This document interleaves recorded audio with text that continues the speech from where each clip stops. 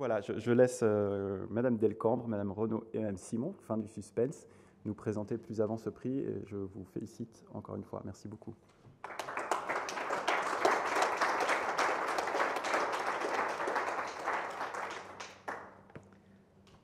Bien. Bonjour à tous.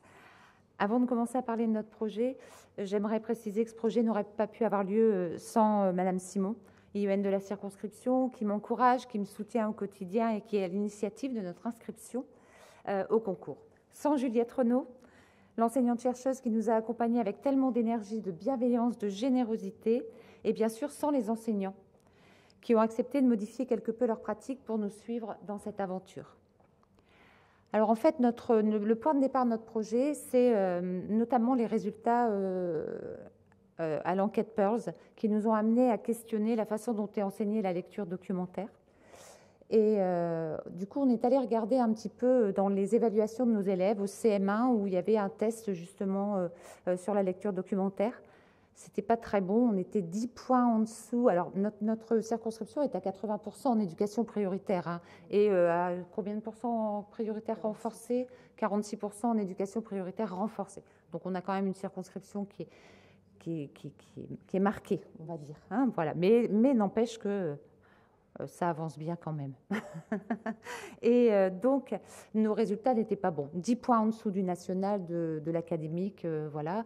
Et puis, du coup, on s'est dit, bah, on va aller voir du côté des tests de 6e, aux évaluations nationales. Et c'était pas meilleur. Ça confirmait vraiment cette difficulté. Voilà. Donc, on a, face à ce constat, on s'est dit, on va essayer de former les enseignants de la circonscription et on a décidé de commencer avec le cycle 2. Enfin, on avait déjà entamé quelque chose avec Madame Renaud sur le cycle 3 l'année précédente, mais on s'est dit, là, on va se tourner vers les cycles 2 parce que tu dis que c'est le... Tu utilises un mot très technique. Post-grade slump. Voilà, merci. Merci Juliette. Voilà. Voilà. Alors, notre projet, c'était un projet de formation, en fait. Il fallait former, on voulait former les enseignants, tous les enseignants de cycle 2 de la circonscription. Donc, c'était un projet assez important. Et on voulait que ce soit... on voulait être vraiment comme une équipe d'associés hein, qui associerait aussi bien Madame Simon et enfin, l'équipe de circonscription, mais aussi l'enseignante, mais aussi la chercheuse, pardon, mais aussi les enseignants. Et donc, pour essayer de les motiver, parce qu'on sait bien que parfois les enseignants arrivent aux formations et finalement, ça ne répond pas forcément à des questions, on a démarré la formation en leur demandant de faire passer un test à leurs élèves. Un test sur la lecture documentaire. On s'est inspiré pour cela du test des requins qui était paru avec Pearls 2021. Et on s'est aussi inspiré des travaux de Madame Renaud avec des collègues sur l'université de Liège. Et on ne leur a posé que 2 questions. Et on a demandé à nos enseignants, vous regardez comment les élèves s'y prennent, vous leur posez des questions, vous leur demandez comment ils s'y prennent. Et puis on leur aura posé une autre question, on leur a dit, et puis vous nous direz aussi, selon vous, ce qu'il faut enseigner en lecture documentaire. Voilà. Et donc, à partir de ces résultats, en fait, on avait posé le problème parce que les résultats n'étaient pas bons. Et donc, les enseignants sont arrivés en ayant envie de faire progresser leurs élèves. Donc, on a organisé une formation en 4 temps parce que mon expérience de conseillère pédagogique m'a déjà montré que faire un one-shot, en général, ça ne fonctionne pas très bien.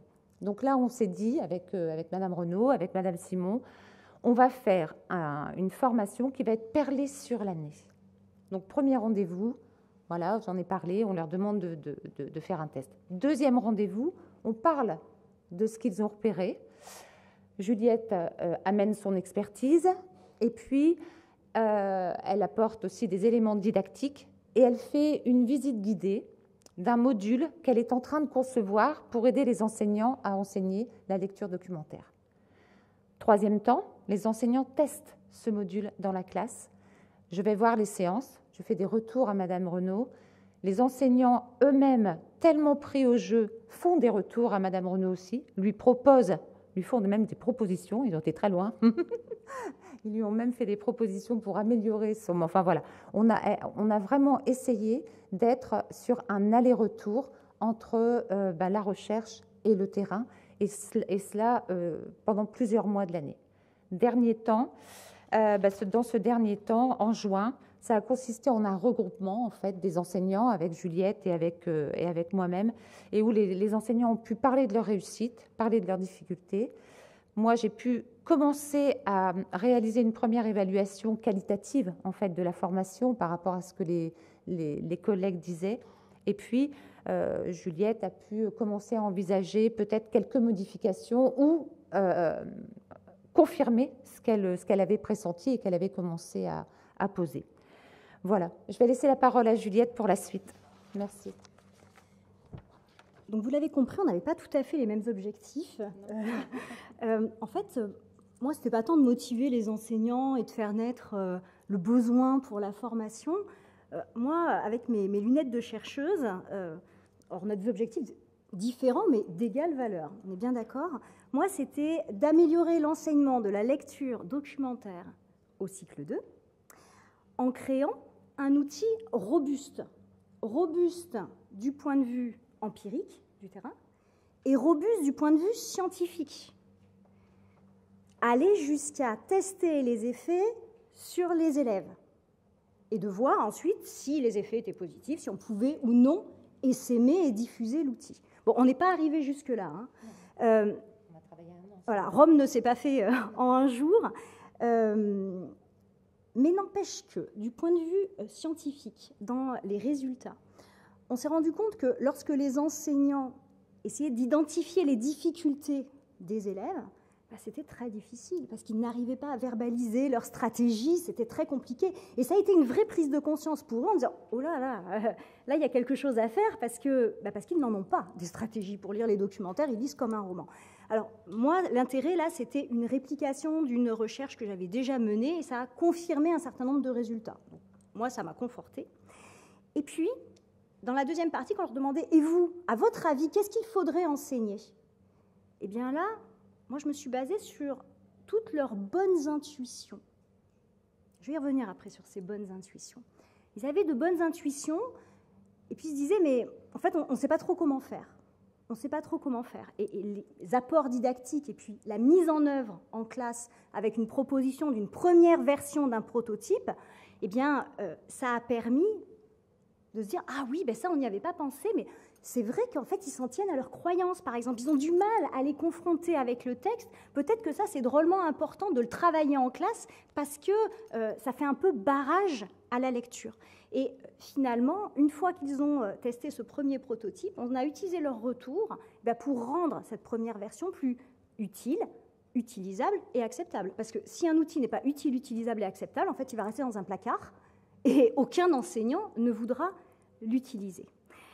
Donc voilà, ça a permis de confirmer un certain nombre d'éléments et puis de prendre leurs bonnes intuitions, comme apprendre à comprendre, par exemple, des mots difficiles à l'aide du contexte. Peut-être qu'on avait un peu sous-estimé le travail sur le vocabulaire. Et donc ça, on l'a intégré à l'outil, tout simplement, parce qu'on ne s'était pas rendu compte combien c'était important. Et finalement, je voulais juste revenir sur l'importance de la complémentarité entre le terrain et les chercheurs. Il n'y a pas d'un côté les chercheurs qui ont raison ou le terrain qui a raison, mais il y a bien des expertises différentes, mais d'égale valeur. Et finalement, de les mettre ensemble, ça permet d'ouvrir le regard pour avoir une vision beaucoup plus fine des situations. Dans un tout autre contexte, il y a par exemple les géologues et les naturalistes. Les plus belles découvertes dans les sciences de la vie et de la Terre, ça a été quand géologues et naturalistes ont travaillé ensemble. Et là, on n'en est pas à de très belles découvertes, mais en tout cas, dans les premiers pas, les premiers résultats qu'on a pu obtenir, c'est bien ce mélange, cette complémentarité pour aussi rendre plus robustes les intuitions du terrain, pour les modéliser, qui ont fait que ce projet a été fertile et, on l'espère, en tout cas, va se poursuivre après avec un projet ANR, voilà, donc, qui va prendre encore une autre dimension. Et en tout cas, tout a commencé par la complémentarité de la recherche et du terrain. Merci.